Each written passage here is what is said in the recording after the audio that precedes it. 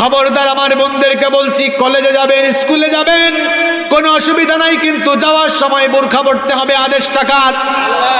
আবার এখন স্টাইলিশ বুরখা বের হয়েছে, লাল নীল বেগুনি, এমন এমন টাইট ফিট বুরখা। নবীজি ১৫০০ বছর আগে বলেছেন, আখেরি জামানায় নারীরা এত ফিতনা সমাজে ছড়াবে, নিসাউহুম কাসিয়াতুন আরিয়াত, এমন এমন কাপড় পরবে, কাপড় পরলেও তাদেরকে উলঙ্গ মনে হবে, কারণ শরীরের সকল অঙ্গ প্রত্যঙ্গ বোঝা যাবে।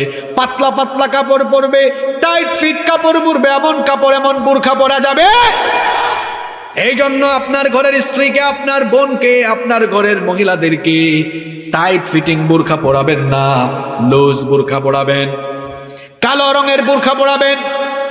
এত কালারিং বুরখা পরানো যাবে না। কিছু কিছু মহিলা আবার আছে, বুরখা পরার পরে নিকাব পরে না, সুন্দর করে স্টাইলিশ হিজাব বাজে।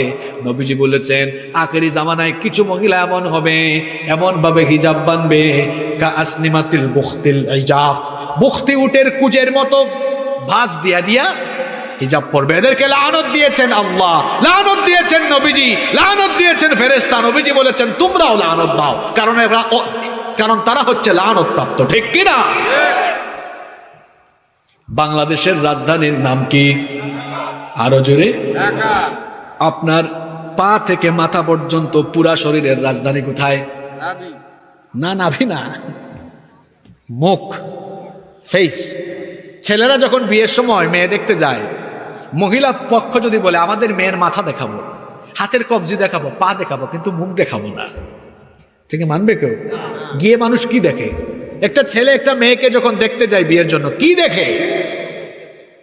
তা আপনি এই রাজধানী কেন বললাম? একজন মানুষ কেমন, তার প্রতি মায়া সৃষ্টি হয় কিসের দিকে তাকাইলে? চেহারার দিকে তাকাইলে।